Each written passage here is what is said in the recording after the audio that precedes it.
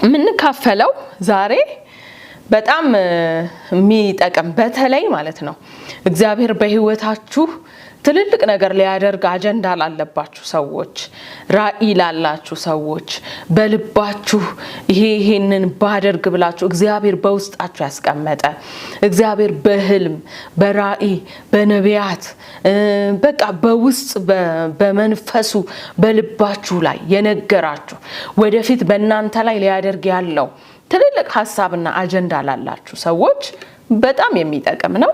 እርግጠኛ ነኝ ያው ሁሉ አማኝ የእግዚአብሔር ሐሳብ አለበት። ማንም የእግዚአብሔር ልጅ ሆኖ ተራ ልጅ የለም። በምድር ስንኖር ራሳችንን እንጂ ራሳችንን ተራ የምናደርገው እግዚአብሔር በልጆቹ ሁሉ ላይ ሊያደርገው ያለ አጀንዳ አለ። በቃ ምንም ዝም ብሎ ስራ ፈት ዝም ብሎ የተቀመጠ የአካል ክፍል የለም ወገኖቼ። በተለያየ ነገር በምድራዊ ነገር በኑሮ በምን ተይዘን ያንኛውን ነገር ቸል እንላለን እንጂ እግዚአብሔር በእውነት ሲጠራን በእያንዳንዳችን ህይወት ላይ ሊያደርገው ያሰበ በምድር ሳለን ትልልቅ አጀንዳዎች አሉ እና በጌታ በኢየሱስ ስም ይሄ ተፈጽሞባችሁ ማለፍ ይሁንላችሁ።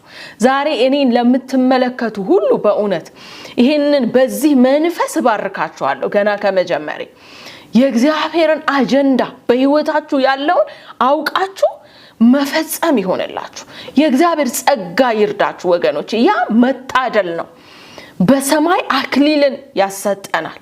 በቃ ለተጠራንለት ዓላማ ኖሮ ተጋድሎ ማለፍ በሰማይ ሽልማት አለው ወገኖች እና እግዚአብሔር ይርዳችሁ። የማካፍላችሁ አንደኛ ሳሙኤል ምዕራፍ 17 ከቁጥር 28 እስከ 30 ድረስ ያለውን ታላቅ ወንድሙም ኤልያብ ከሰዎች ጋር ሲነጋገር ሰማ። ማንን? ዳዊትን። የኤልያብም ቁጣ በዳዊት ላይ ነዶ ለምን ወደዚህ ወረድክ አለው። እነዚያንስ ጥቂት በጎች በምድረ በዳ ለማን ተውካቸው? እኔ ኩራትህንና የልብህን ክፋት አውቃለሁና ሰልፉን ለማየት መጥተሃል አለው። ዳዊትም እኔ ምን አደረግኩ? ይህ ታላቅ ነገር አይደለም አለ። ዳዊትም ከእርሱ ወደ ሌላ ሰው ዞር አለ፣ እንደዚህም ያለ ነገር ተናገረ። ህዝቡም እንደ ቀድሞ ያለ ነገር መለሱለት። ጌታ ስሙ ይባረክ። የመልእክቴ አርዕስ ከኤልያብ ጋር አትከራከሩ ነው። ኤልያብ የውላችሁ ሁሉም ሰው ኤልያቦች አሉበት። ኤልያብ አለ እና ኤልያብ ማለት አሁን እዚህ ጋራ ልክ በዳዊት ህይወት የተገለጠው ታላቅ ወንድም ሆኖ ነው። ግን በዙሪያችን በጣም በተለይ የቅርብ ሰዎቻችን የምንላቸው ነው ኤልያብ ሆነው የሚገለጡትና ይኸውላችሁ ጠላቶቻችንን ወይንም የሚከፉብን ሰዎች አሉ አይደል? መቼስ ሁላችንም አናጣም። የሆነ ወይ ከኛ ጉድለት ወይ ከኛ የባህሪ ችግር ሊሆን ይችላል፣ ወይንም እንደዚሁ ሰይጣን እያነሳሳቸው በህይወታችን ክፉ ሰዎች አሉ እና እንደዚህ አይነቱን ሰው መጠንቀቅ ቀላል ነው። ኦሬዲ ጠላታችሁ ነው፣ ታውቁታላችሁ። ከሱ በኩል የሚመጣ ንግግር ከሱ በኩል የሚመጣ ምክርም ይሁን ምንም ነገር ታውቁታላችሁ። ለመልካም እንደማያስብላችሁ ካወቃችሁ ትጠነቀቃላችሁ። ግን ኤልያብ ማለት በጣም ወዳጃችሁ የሆነ ባልንጀራችሁ ሊሆን ይችላል፣ የቤተሰብ አካል ሊሆን ይችላል። ወንድም፣ እህት፣ ታላቅ ወንድም፣ ታላቅ እህት፣ በዙሪያችን ያሉ የትዳር አጋር፣ የሥራ ባልደረባ፣ አለቃ፣ በቃ በዙሪያችን ያለ በጣም የምንወደው የምንቀርበው የሚያውቀን በደንብ የሚያውቀን እና ኤልያቦችን አንድ ነገር ነው የሚገልጣቸው። እስከዛን ጊዜ ድረስ አታውቋቸው። በቃ ወዳጃችሁ ናቸው፣ ቤተሰቤ ናቸው ነው የምትሉት፣ የናንተ የሆኑ ናቸው። በፍጹም አታውቋቸው። ኤልያብን ምን እንደሚገልጣቸው ታውቃላችሁ? የሆነ ከዚህ በፊት አድርጋችሁ የማታውቁትን ነገር ልታደርጉ ስትሉ በቃ ማለት እነሱ የሚያውቁት የናንተ ማንነት አለ። በቃ የሚለኳችሁ በቃ ሁላችንም እኮ አሁን ሰዎችን እከሌ እንደዚህ ነው ብለን ምንለካው ነገር አለ ልክ ሊሆን ይችላል ላይሆንም ይችላል እና ኤልያቦችም እንደዛው እናንተን የሚለኳችሁ እንዲህ ነው ብለው የሚገምቷችሁ የሚለኳችሁ ያስቀመጧችሁ ቦታ ደግሞ እውነትም የሆነ ግን ደግሞ አያውቁትማ ያኛውን አሁን ዳዊት እዚህ ስፍራ ላይ በቃ እግዚአብሔር በሱ ሊያደርግ ያለውን ነገር ሊገልጥ ነው ትልቅ በሀገር ላይ ትልቅ ተግዳሮት ነው የመጣው ይሄ ቦታ ብታነቡት ጎልያድ የሚፎክርበት ቦታ ነው ማንንም ሊገጥም አልቻለም ጎልያድን እነ ኤልያብ ታላላቆቹ 3 ወንድሞቹ የሳኦል ወታደሮች ሆነው በዛ ቦታ ላይ አሉ እነሱ ሊያደርጉ አልቻሉም ይሄንን እነሱ ነበሩ ሊያደርጉት የሚገባው ነገር ጎልያድን ማስቆም በጎልያድ ፊት መቆም መቻል የነበረባቸው እነሱ ናቸው ሰራዊቶች ናቸው እነሱ ሊያደርጉ ያልቻሉትን ነገር ነው ዳዊት ሊያደርግ የተነሳው ኢየሱስ ጌታ ነው ዳዊት በዳዊት ላይ እግዚአብሔር ነበር እግዚአብሔር ለዚህ ጊዜ የቀባው ሰው ነው ማለት ዳዊት በቃ የሕዝብ መሪ ሊሆን የሕዝብ እረኛ ሊሆን የተቀባ ነው ከተቀባ በኋላ ነው የተግዳሮት የመጣውና ይሄንን ነገር ልክ መጥቶ እሱ ድንገት ነው ከዚህ በፊት አልሰማም አባቱ ወንድሞቹን አይቶ እንዲመጣና ምግብ እንዲያደርስ ተልኮ ሲመጣ ነው ሲያይ እንደዛ አይነት ተግዳሮት በሕዝቡ ፊት ቆሟል ይሄ ምንድነው እያለ ማጣራት ጀመረ ማለት ነው እና ሊገጥም ነው በእግዚአብሔር ልቡ በእምነት የተሞላ ሰው ነው ዳዊት ከዛ በኋላ እንግዲህ ይሄንን ነገር ማለት ነው ይሄ ዝም ብሎ ግጥም አይደለም ከሀገር ላይ ነው ተግዳሮትንም ሊጥል የተነሳው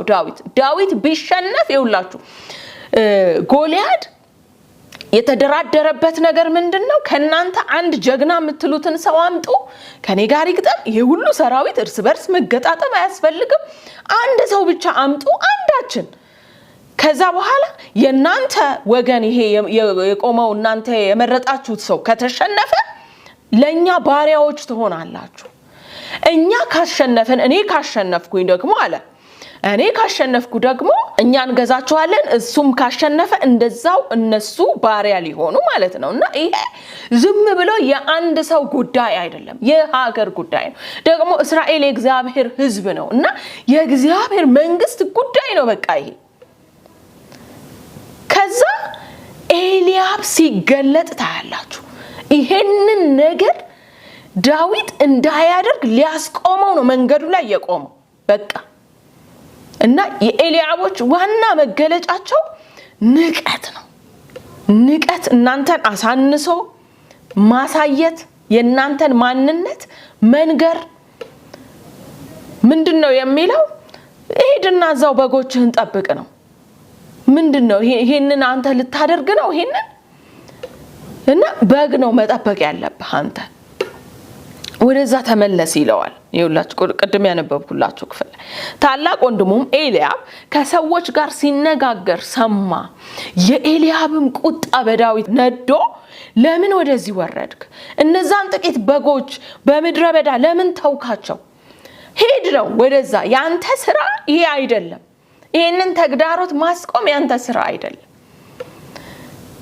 አንተ በጎችን ጠብቅ እዛው ምድረ በዳ ሂድና ከዛ በጣም ደስ የሚለው ነገር ማለት ነው እንግዲህ ዳዊት እግዚአብሔር የረዳው ሰው ነውና ስነሳበት ቅድም የነገርኳችሁ ለባለ ራእዮች እግዚአብሔር በህይወታችሁ እንደ ዳዊት ያለ ትልልቅ ስራ ሊዘራባችሁ ላላችሁ ለኔሽን የምትጠቅሙ የምትተርፉ ለትውልድ የምትተርፉ ለቤተ ክርስቲያን ለሀገር የምትተርፉ ሊያደርጋችሁ እግዚአብሔር ለተናገረባችሁ ሰዎች ነው ዛሬ ይሄ መልእክቴ በቃ እግዚአብሔር በእናንተ ሊሰራ ያለው ትልልቅ አጀንዳ ላላችሁ ምናልባት በዙሪያችሁ ያሉ ሰዎች አያውቁ ይሆናል ወንድም እህቶቻችሁ አያውቁ ይሆናል ቤተሰቦቻችሁ የሥራ ባልደረቦቻችሁ ጓደኞቻችሁ ይሄንን ትልቅ ራእይ በእናንተ ውስጥ ያለውን ነገር አያውቁ ይሆናል እነሱ የሚያውቁት በቃ ተራ ልክ እንደ ዳዊት የበግረኛ ወይንም አሁን ያላችሁበትን ስታተስ ያንን ብቻ ሊሆን ይችላል የሚያውቁ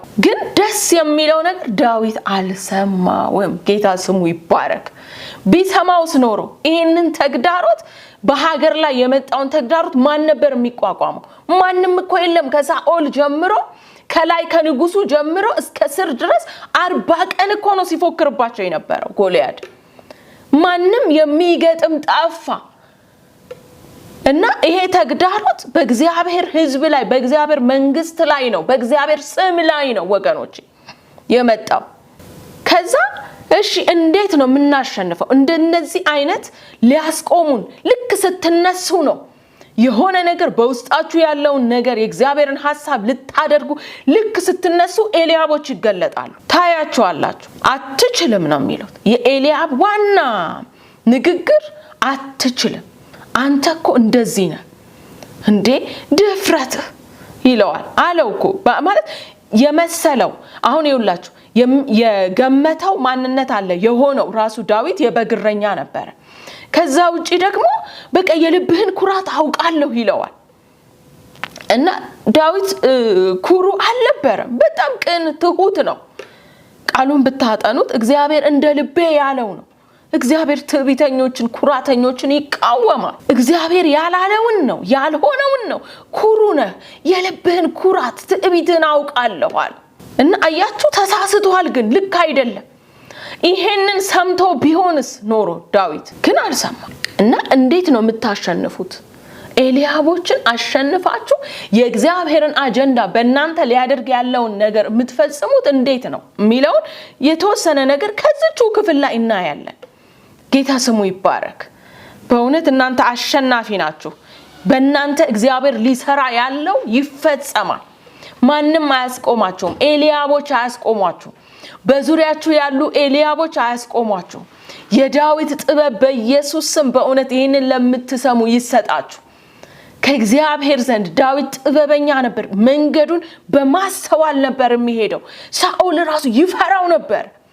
ከዛ በኋላ ያለው ታሪኩን ብታዩት በጣም ዳዊት ጥበበኛ በማስተዋል የሚያደርግ ነበር። እና ይሄ መንፈስ በኢየሱስ ስም በእናንተም ላይ ይሁን። ለእግዚአብሔር መንግስትና አጀንዳ የምትጠቅሙ ሆኑ በኢየሱስ ስም። ብዙዎችን ኤልያቦች አስጨንግፈዋል ወገኖቼ።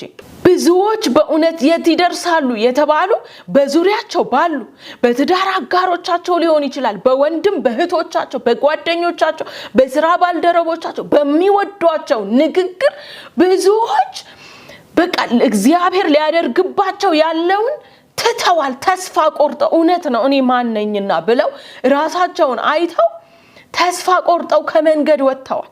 ብዙዎች ኃያላን ተቀብረዋል ወገኖቼ። በጌታ በኢየሱስ ስም በእናንተ ዘመን ግን ይሄ አይሆንም።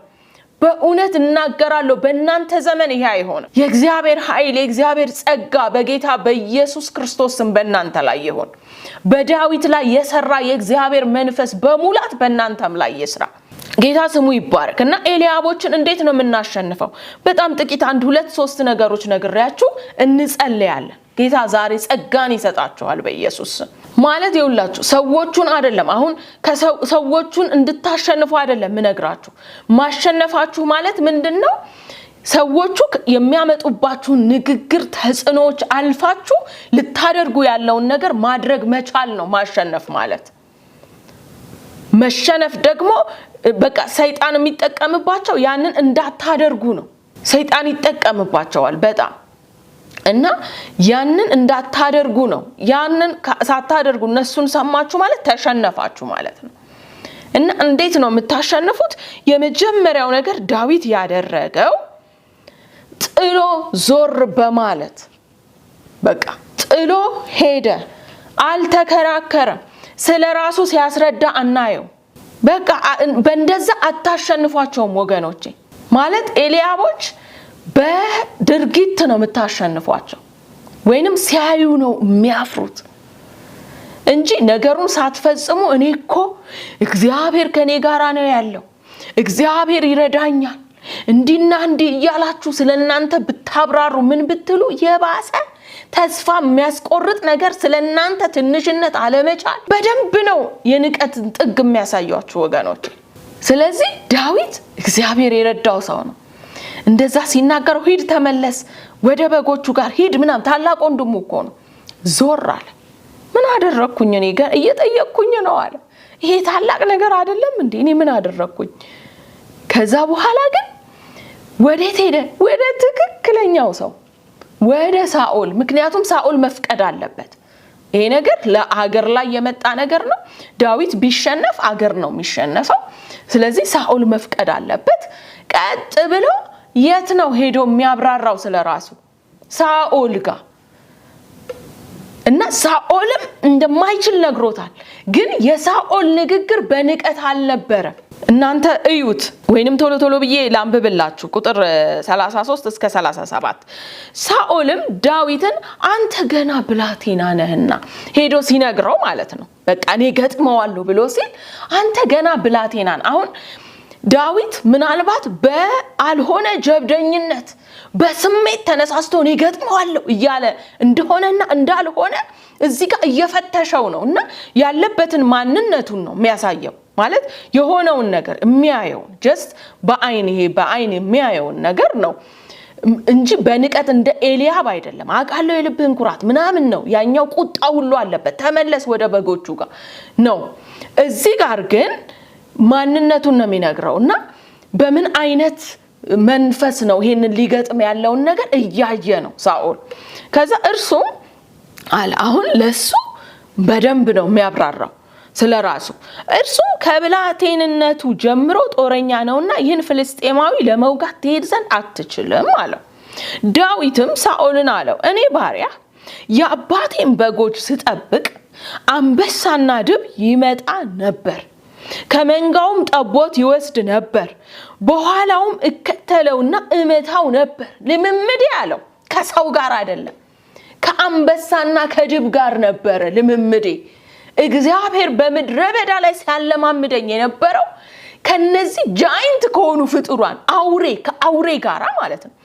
ማንም ከአንበሳ ጋራ ታግሎ ወገኖቼ አንበሳን ሊቋቋም የሚችል የለም። ድብ አጥንት ነው የሚሰብረው።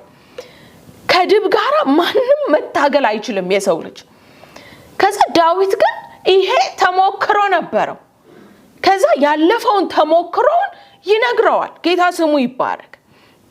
ይኸውላችሁ ለሚገባው ሰው ሊረዳችሁ ላለ አሁን የእግዚአብሔርን አጀንዳ የእግዚአብሔርን ሐሳብ ልትሰሩ ስትነሱ ዝም ብለው ለሚንቋችሁ ወደታች ለሚያደርጓችሁ ከነሱ ጋር አትከራከሩ። ግን ሊያግዟችሁ ምሪትን ሊሰጧችሁ ለሚችሉ ምናልባት በቸርች ውስጥ ያሉ ፓስተሮች ሊሆኑ ይችላሉ። በተለያየ አይነት ሁኔታ ሊያግዟችሁ ለሚችሉ ግን ትክክለኛው ማንነታችሁን በትክክል ተናገሩ። ከዛ በኋላውም እከተለውና እመታው ነበር፣ ከአፉም አስጥለው ነበር። በተነሳብኝም ጊዜ ጉሮሮውን ይዤ እመታውና እገድለው ነበር። እኔ ባሪያህ አለ አንበሳና ድብ መታሁ። ይህም ያልተገረዘ ፍልስጤማዊ የሕያው አምላክ አያችሁ እንትኑ ልቡ አስተሳሰቡ ያለው በራሱ ችሎታ ላይ አይደለም። ጌታ ስሙ ይባረክ። ይሄንን ዳዊት ሊገጥመው የቆመው ሳኦል ሲያየው ትንሽ ልጅ ነው አትችለውም አለው። ያ ብዙ ልምድ ያለው ነው። ጎልያድ በጣም ልምድ ያለው ነው። ትጥቁ ራሱ ብታዩት እንደ ታንክ ነው። ላዩ ላይ የለበሰው ብረት ማዕትነቱ በቃ ሙሉ የታጠቀ ነው። ይሄ ብላቴና ነው፣ ልምድ የለው። ከዛ በኋላ ግን ምን አለው መሰል? ዋና ነገርና ሳኦልን እንዲያምን ያደረገው ነገር ይሄ ነው። እኔ ባሪያ አንበሳና ድብ መታው።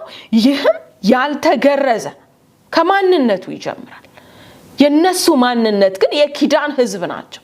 የተገረዘ የእግዚአብሔር ህዝብ ናቸው።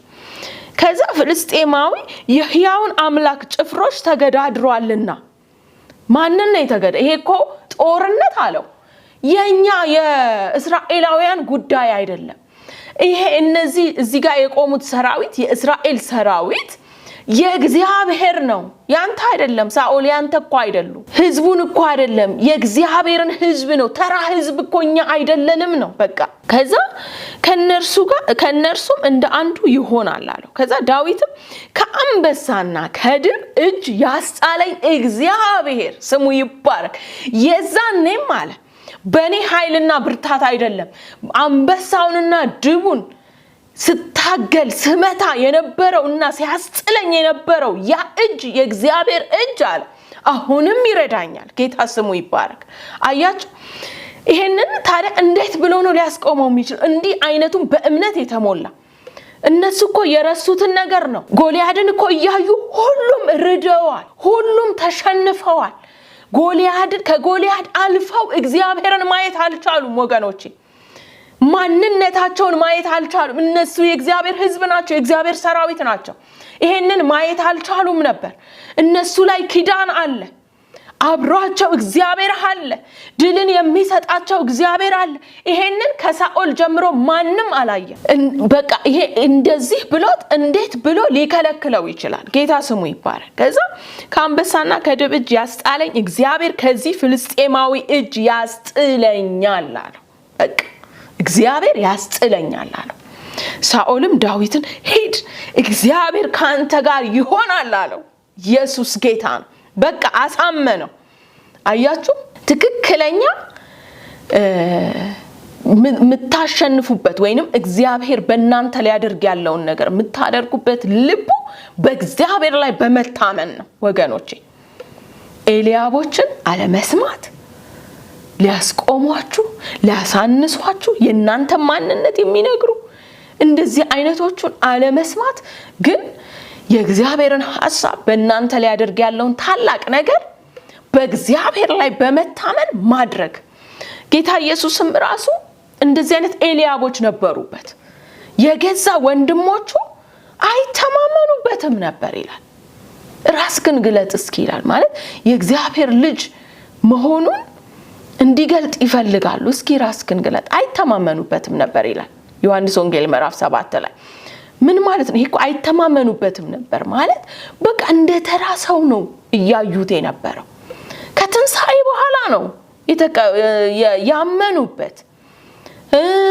ከልጅነቱ ሲያድግ ያዩትስ እዛው አካባቢ ላይ ያሉት ልክ እግዚአብሔር ያለውን ማለት የመጣበትን ተልኮ ሊያደርግ ሲነሳ ናቁት። ይሄ አናቀውም እንዲያሉ ይሄ የጠራቢው ዮሴፍ ልጅ አይደል እንዴ? ወንድሞቹ ስንንትና አይደል እንዴ?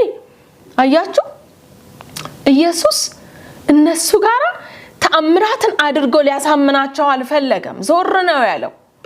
ማድረግ እኮ ይችላል፣ ግን እንደዚህ እያሉ ይሄ በማይቀበል በሚንቅ ልብ የነበሩትን ዞር ብለው የሚቀበሉትን ወገኖቼ ስንት የተጠማ አለ፣ ስንት የተቸገረ የዳዊት ልጅ ማረኝ እያለ የሚሰግድ የሚያለቅስ ወደ እነሱ ዞር አለ።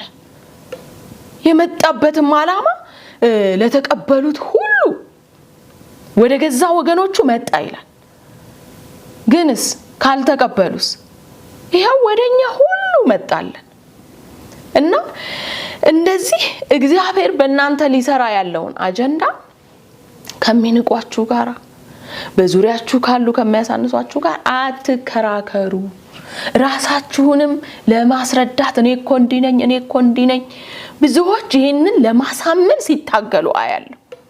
በጣም ብዙ ጊዜ ለሚንቋችሁ በዙሪያችሁ አትችሉም ለሚሉ በቤተሰብ ውስጥ ላለ በትዳር ውስጥ እንደዚህ በቃ ለወንድም ለእህት እኔ እኮ እግዚአብሔር እንዲህ ብሎኛል እንደዚህ እኮ ሆኖ ዛሬ እግዚአብሔር በእኔ አገልግሎት እንዲህ አድርጎ ለማሳመን ማለት ነው። ታው ወገኖቼ ልታደርጉ ያለውን አድርጉ። የጌታ ጸጋ እንዲረዳችሁ ዛሬ እንጸልያለን በኢየሱስ ስም። በእውነት ብዙ ባለራእዮችን የሚቀብር ይህ የኤልያብ አይነት ማንነት በኢየሱስ ስም ከዙሪያችን ይጠረግ፣ ከዙሪያችሁ የተጠረገ ይሁን። ደግሞ ኤልያቦችን የምታሸንፉበት ጸጋ በጌታ በኢየሱስ ስም ይሰጣችሁ። ጥበብና ማስተዋል እንደ ዳዊት እንደ ጌታችን እንደ ኢየሱስ ክርስቶስ ጥበብና ማስተዋል ይሰጣችሁ በጌታ በኢየሱስ ክርስቶስ። እግዚአብሔር በእናንተ ሊሰራ ያለውን አጀንዳ የምትፈጽሙ ሁኑ። 2019 በኢየሱስ ስም የእግዚአብሔርን ስራ የምትሰሩበት ይሁን። ለማይቀበሏችሁ በማሳመንና በመከራከር ጊዜያችሁን አትፍጁ በኢየሱስ ስም። ልባችሁን ያወርዳሉ፣ ተስፋ ያስቆርጧችኋል፣ ሩጫችሁን ነው የሚመቱት ወገኖቼ። በኢየሱስ ስም ከነሱ ዞር በሉ። ከነሱ ጋራ ስለ ራእያችሁ አታውሩ። ከነሱ ጋራ ልታደርጉ ያለውን ነገር አታማክሩ። በቃ በጌታ በኢየሱስ ክርስቶስም ዛሬ የጌታ ጸጋ እንዲበዛላችሁ ጸልያለሁ። ወደፊት የሚያስኬድ ጥበብና ማስተዋል እንዲሰጣችሁ በኢየሱስ ስም ጸልያለሁ። ኤልያቦች ይከተሏችኋል፣ ይመጣሉ። መቼ? ሲያዩ፣ ተግባር ሲያዩ የዛን ጊዜ በቃ ይስማማሉ። ግን ቢስማሙም ባይስማሙም እናንተ ግን እግዚአብሔር በውስጣችሁ ያለውን ማድረግ ይሆንላችሁ በጌታ በኢየሱስ ክርስቶስ። እግዚአብሔር ሆይ በእውነት ይሄን ለሚመለከቱ ለሕዝብህ ጌታ ሆይ እኔ ጸልያለሁ በጌታ በኢየሱስም ዛሬ ድፍረት እንዲሰጣቸው፣ ጸጋ እንዲሰጣቸው፣ በአንተ እንዲታመኑ በእውነት የተናገርካቸው አንተ ታማኝ ነህ። በህይወታቸው ልታደርግ የነገርካቸውን ታደርጋለህ። የነሱ እምነትና የድፍረት እርምጃ ደግሞ ያስፈልጋል። በኢየሱስም በእምነትና በድፍረት እንዲራመዱ ዛሬ ጸጋ እንዲጨመርላቸው እጸልያለሁ። ጌታ ሆይ አንተን አይተው እንደምትረዳቸው አይተው በኢየሱስም እንዲነሱ ሊያደርጉ ያለውን ለትውልድ የሚጠቅም ነገር እንዲያደርጉ በጌታ በኢየሱስ ስም እጸልያለሁ። ጌታ ሆይ ትውልድን የሚያስጨነግፍ የሰው አንደበት በጌታ በኢየሱስ ስም ከህይወታቸው ላይ የተከለከለ ይሁን፣ በኢየሱስ ስም የተጠረገ ይሁን። እስከዛሬም የተነገረባቸው የትኛውም ክፉ ንግግር፣ የሟርት ንግግር በኢየሱስ ክርስቶስ ስም ከአይምሮአቸው ውስጥ ይጠረግ፣ በኢየሱስ ስም ከአይምሮአቸው የተጠረገ ይሁን። እግዚአብሔር ወይ አይምሮአቸው፣ ልባቸው፣ ሁሉ ነገራቸው በእምነት የተሞላ ይሁን። በነገርካቸው የተስፋ ቃል የተሞሉ ይሁኑ። በአንተ ድምጽ የተሞሉ ይሁኑ። የክፉ ድምጽ፣ የክፉ ሰዎች ድምጽ በጌታ በኢየሱስ ስም ከልባቸው ከአይምሮአቸው ለዘላለም የተነቀለ ይሁን፣ የተጠረገ ይሁን። እግዚአብሔር ሆይ እናመሰግንሃለን። በእውነት ባሪያዎችን የምትረዳ አንተ የምታግስ የጠራሃቸውን እስከ ፍጻሜ ድረስ የምታስኬድ ታማኝ አምላክ ስምህ ይባረክ። በልጅ በኢየሱስ ክርስቶስ ስም ጸለይን። ጭንገፋ ከዘመናቸው ላይ ተከለከለ ይሁን። የትኛውም በጅምር የሚያስቀር የሰው አንደበት በኢየሱስ ስም የታሰረ ይሁን። አሸንፈው ወደፊት መሄድ የሚችሉበት ኃይል፣ ጸጋ፣ ማስተዋል፣ ጥበብ ይጨመርላቸው። አባት ሆይ አመሰግንሃለሁ። በልጅ በኢየሱስ ስም ጸለይን። አሜን።